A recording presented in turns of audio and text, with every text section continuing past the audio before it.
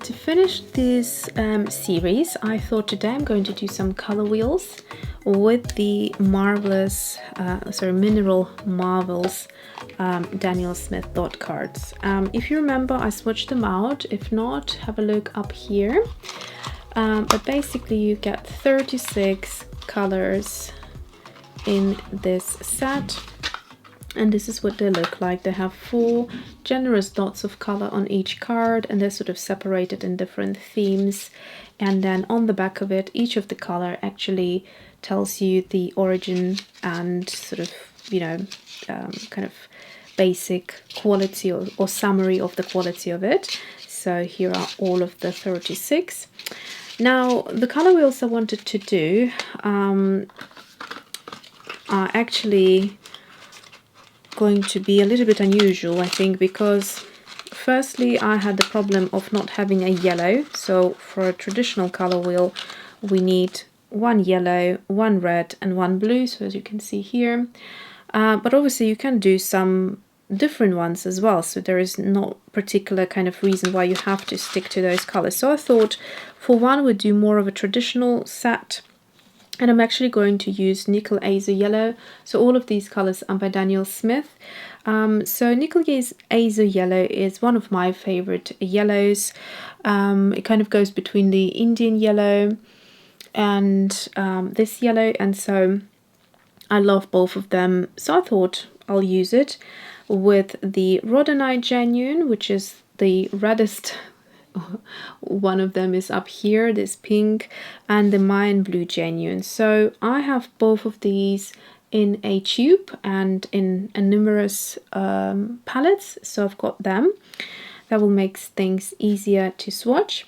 And then actually, since I have done this swatching, I went to Jackson's and I purchased a few more colors. So I bought the Miami Book side from here, which is this beautiful brown, kind of reddish brown that is super heavily granulating. And I also bought the Pimentite Genuine, which is this one color here, and the Jadeite Genuine, which is right here, the green one.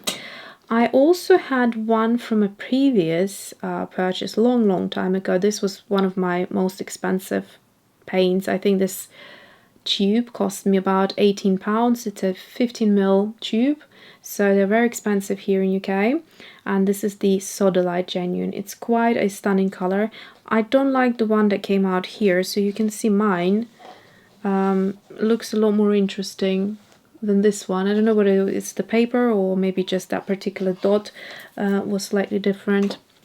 Because I think when it comes to the genuine colors, they sometimes can vary a little bit, and probably it depends on the pigments or the minerals that have been collected at that point. I don't know. But basically, these will be my kind of unusual colors for the color wheel. So yeah, let's start. I'm going to not do the black in the middle today. I just want it to be simple, so I'm just going to do a gradient of color where it's darkest here and sort of goes lighter to the bottom of it. So that's the idea. Okay, so we're going to start with Nickel Azo Yellow, which is in this palette here. And so I will try to link it up here for you if you haven't seen the contents of this palette, so I have a video for that. So Nickel Azo Yellow, it's a beautiful kind of, how shall I describe it, a yellow that looks natural, and it has that sort of richness to it. It's like a good red wine, you know, when a red wine is mature it has this sort of beautiful color to it, the depth to it. A yellow that, for instance, would be the opposite to it, is a cool toned yellow, which looks quite sort of dull, but it's great for certain mixes. There is a purpose to every color, and in this case I like that this color has such an versatility to it, because you can make it quite light as well. So I'm just going to lift it right here at the bottom. Alright, so that's our yellow. The next color we have agreed, it would be Rhodonite Genuine. So Rhodonite Genuine is in this palette, which I will also link for you. This is I think this is the face palette that I put together. It was one of the first custom palettes that I put together for myself. So Rhodonite Genuine, it really is a pretty pink. It's a pink that also has a natural kind of look to it. I don't want to say muted, but it's sort of the opposite to a opera pink. It's a color that you don't need to mix to make it look like it came out of a flower. You could use it straight out of a tube. It has a beautiful granulation to it as well. And it's just a pretty, not too dark. You can't get this color any darker than this. So if you wanted a lighter pink, it's beautiful because even at its lightest, look, I'll try to glaze it, but you can see it doesn't sort of go much darker than this. Even at its lightest, it looks pretty, so beautiful color. And then Mayan Blue is also in the same palette, the Mayan Blue Genuine. It's two colors work really well together, and I think I actually bought them together as well. They are such a beautiful color palette. They look nice when they're next to each other, and then I don't remember how they look in mixers. I haven't used them in a while. That's why I love doing these color wheels. You just sort of rediscover your colors that maybe you haven't used in a while. So for this part, the brush really needs to be quite dry because we want to pull out color here to have that gradient. And then I could just glaze over for the darkest effect. So there you go. Then we're going to mix them. So to mix them, I'm going to grab a little palette here, which we need Nickel Azu Yellow to begin with. So here's our Nickel Azu Yellow and Rhodonite Genuine.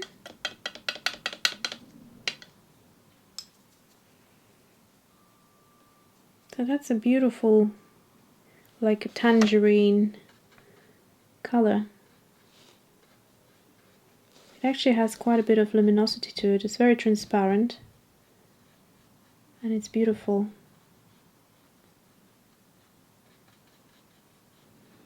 This would make a very pretty peach, I can tell. So I'm drying out my brush.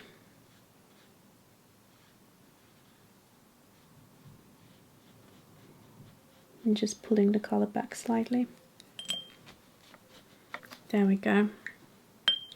Okay, now let's look what purple we can make. For the purple, we go back into Rhodonite Genuine.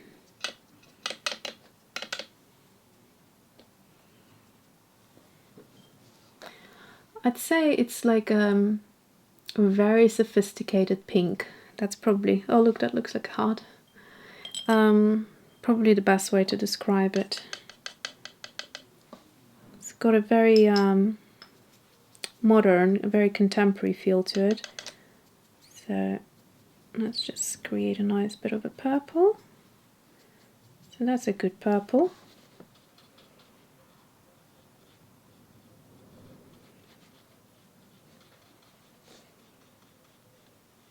Tiny bit muted because of the Mayan Blue, and actually both Mayan Blue and Rhodonite Genuine not being super kind of vibrant or bright.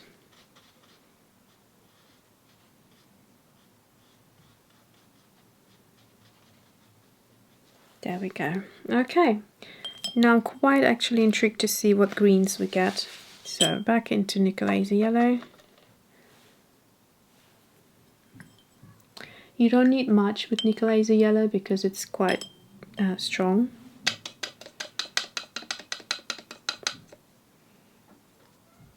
Oh, that's a very bright green. Look at that. Gorgeous green. The mixes come out so beautiful. You can see like the watercolor of the highest quality. They're not muddy in any way. Just super bright and transparent. So this trio would be good if you are after transparent mixes.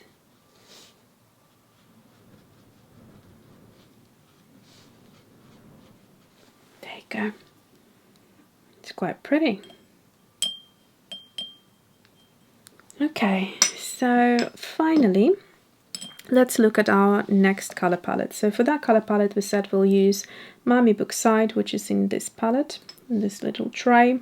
Piemontite Genuine right next to it, and then Sodalite Genuine I just squeezed out freshly into here.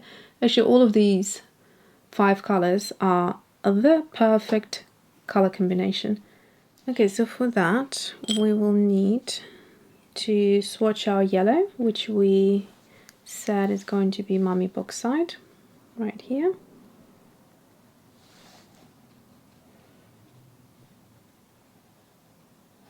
If you are after a beautiful kind of granulating reddish brown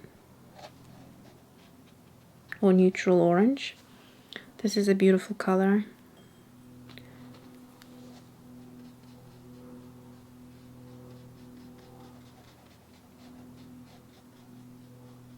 Again, has a very natural look to it.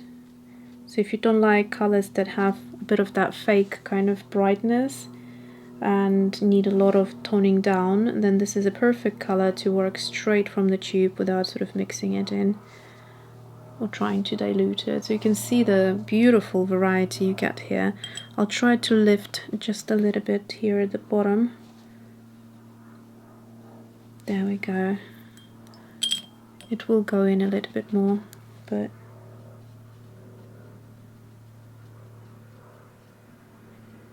okay. Alright. And then for our red is Piemontite Genuine. Base tone is like a maroon color.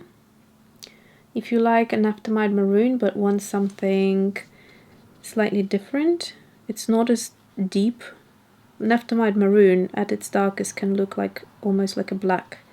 So that's not that dark, but it definitely has that base tone, and it separates pigments into different colors and also super granulating. So it's a very, very interesting complex color. Definitely not a color you could call boring. Super pretty.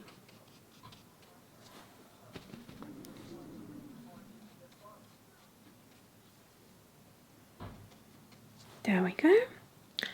And then for our blue, we're going to go for the Sodalite Genuine. Again, this one is super, super dark, so you don't need too much, otherwise it will look like black. When I'm going to be mixing the secondaries, I'm going to use the very, very little tiny bit of it, because otherwise it just powers everything over. I can tell this is going to be such a beautiful color wheel here. Very unique.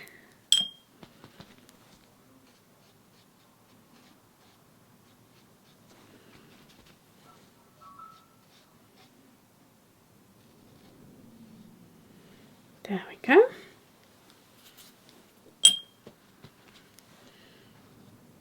Right.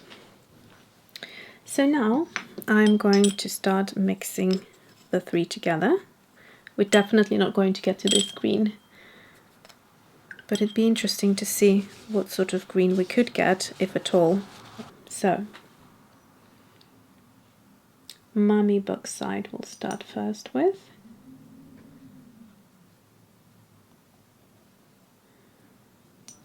Okay, so now I'm going to go into Piemontite Genuine.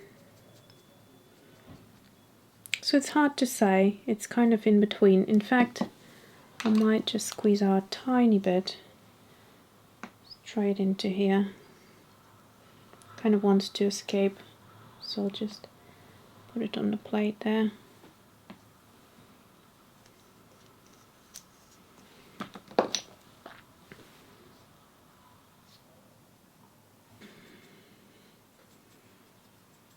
I just want a richer color, so that's what I'm doing here.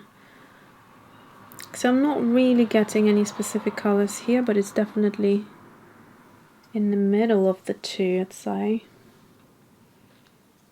Just going to add a bit more.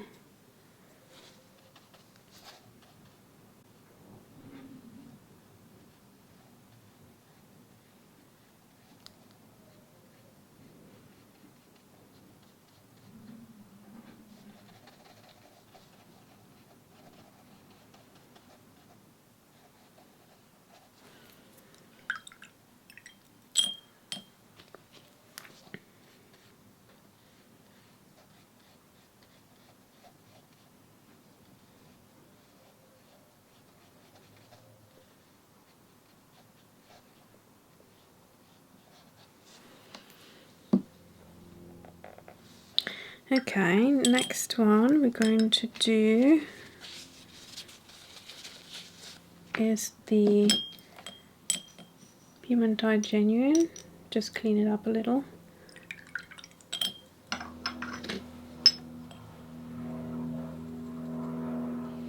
Just trying to dilute this bit of pigment here, or watercolor rather.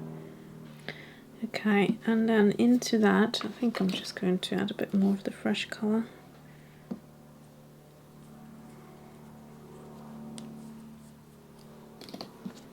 So here we go, it's a lot more richer now, you can see. And then into that I'm going to add some of that Silverline Genuine, just on the very tip. See what happens. Okay, need a bit more. That's beautiful, actually. It's like a grayish, moody type of a color, but I do like it. It's going to really granulate, and it'd be good to see what happens to it when it's fully dry, because this is an interesting color, so it can't make a dull color combination, if you know what I mean. It's going to be something quite unique here. And these colors look beautiful. If you are into your neutrals, this is a very special, unique way of doing things. Okay. And finally, I'm going to go back into the Mummy book side. Got some fresh color here, so that's all good. It's going to be nice and rich. Add a bit more water. And I'm just going to add a tiny bit of the blue at the beginning. I'm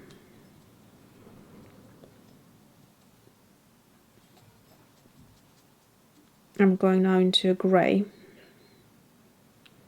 which I think I quite like, so I'm going to mix up this colour. This is beautiful.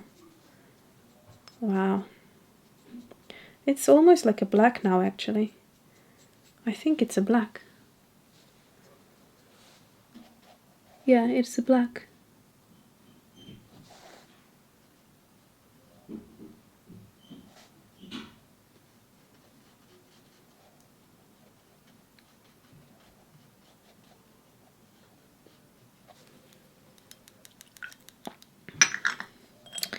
And now, just going to bring it in here. So that was interesting to know that if I mix those two, I get a black. Not something I expected. I thought I'd be leaning to green at least a little bit, maybe like a very muddy green, but nonetheless. So it's interesting. Okay. Let's wait for these to dry fully, and I have to say this is really appealing to me. Okay, so they seem to be more or less dry now, so I can show you a little close-up. So let's start with this bright colors. So these are kind of, you know, quite generic, I'd say. Just because it's sort of the usual yellow, orange, you know, pink, purple, blue, green type of a color. I'm more interested in these delicious colors, and they're so rich. They're not just neutral, kind of dull browns and all of that. They're beautiful in the sense that they are granulating and color separating. And as these colors dried, I noticed that this color is very similar to how it was originally, just has a bit more of that black settling in there, and that's obviously coming from the Sodalite Genuine, which you can see. Actually, here is mine, and here is the one I did from the dot card. It's more of a flat blue. There wasn't much granulation to it, so it didn't really look how it generally looks. It is a much more interesting color than it came out here, and that gives it obviously this insane granulation. And we have taken 3 colors that are heavily granulated, so that means they all have strong granulation, rather than, you know, if you mix one granulating color with one non-granulating color, that granulation kind of washes away a little bit and becomes more subtle. However, when you add 2 granulating colors, especially when they're heavily granulating, the secondary color will become an interesting color. So and that's what happened here. They're very, very vibrant for a neutral color palette.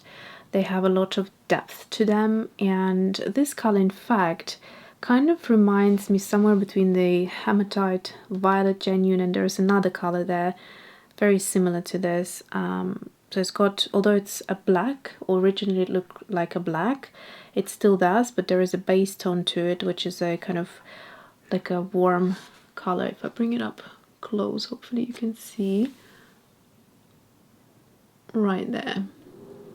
So these colors are pretty beautiful. Okay, I hope you found this really useful, and let me know what you think.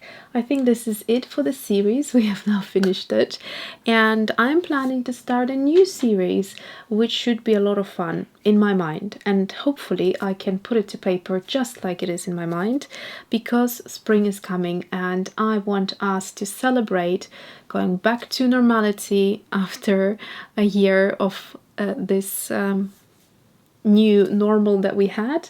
And yeah, just look forward to